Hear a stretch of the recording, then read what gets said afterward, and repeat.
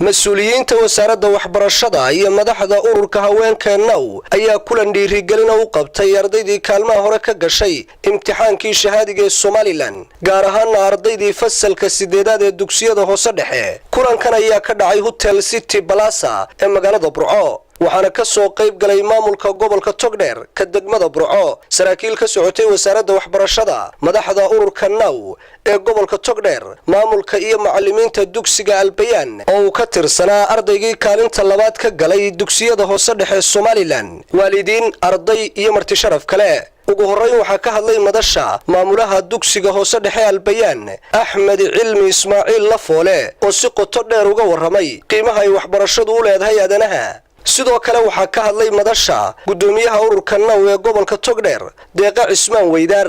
madaxa dugsiyada gaarka loo leeyahay ee wasaaradda waxbarashada iyo tacliinta sare ee gobolka Togdheer Jaamac Cabdilaahi Cali Ismaaciil Axmed Jaamac oo ku hadlayay afka waalidiinta qaar ka mid ah macallimiinta dugsiga Albayaan iyo xubno ka socday wasaaradaha gobolka Togdheer laakiin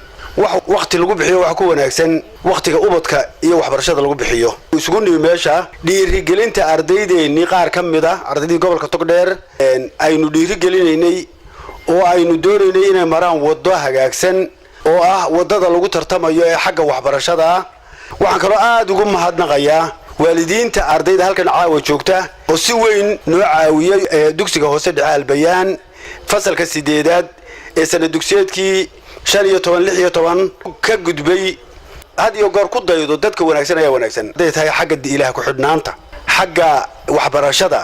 xagga nadaafada xagga akhlaaqda xagga waalid ixtiraamka ardayda halkan joogta ee bay u badan tahay arday kamid ah gobolkan Togdheer iyo iskuulkan labadaba guul soo hooyay ardaygaas wuxuu galay nambarka labaad ee dugsiyada hoose dhexe fasalka 8aad nambarka labaad ee jamhuuriyadda Somaliland buu galay ardayga waxa la yiraahdaa Mukhtaar Maxamed Cali Haruun horta waxaan aad ugu mahadnaqayaa wasiirka waxbarashada ee joojiyay qishkii Togdheer laga badin jiray maalin walba qish baan laga badin jiray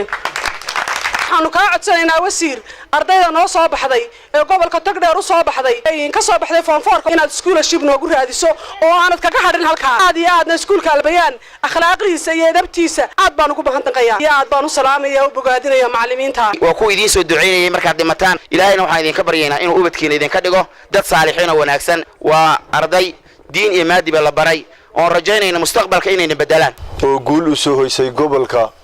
Togdheer waxbarashadu waa lafdhabarta ama ahmiyadda koobaad ee bilaadanku uu leeyahay way waxbarashadii maydaan dhamaynin waa halkaad soo bilowdeen dugsiga hoosaad soo dhaafteen imika umbad salaakii fuushay waalidka iyo macallimiinta ku soo tacabtay caruurtan imtixaankoodii shahaadiga ahaa ee sanad dugsiyeedka kaalinta hore ka galayna waxaanu leenahay hambal kale sanadkana eerka galaya ama kuwa kale soo eegsanayaba dhawaantood kaalinta inay ilaashadaan oo ay hormood u noqdaan dugsiyada maadaama magacii Albayaan oo maartay kor u soo kacay ardaydii kaalmaha hore ka gashay imtixaankii shahaadiga ahaa ee dugsiyada Somaliland ayaa badi ka soo jeeday gobolka Togdheer Cali Daahir Maxamed Boos TV-ga caalamiga Universal Burco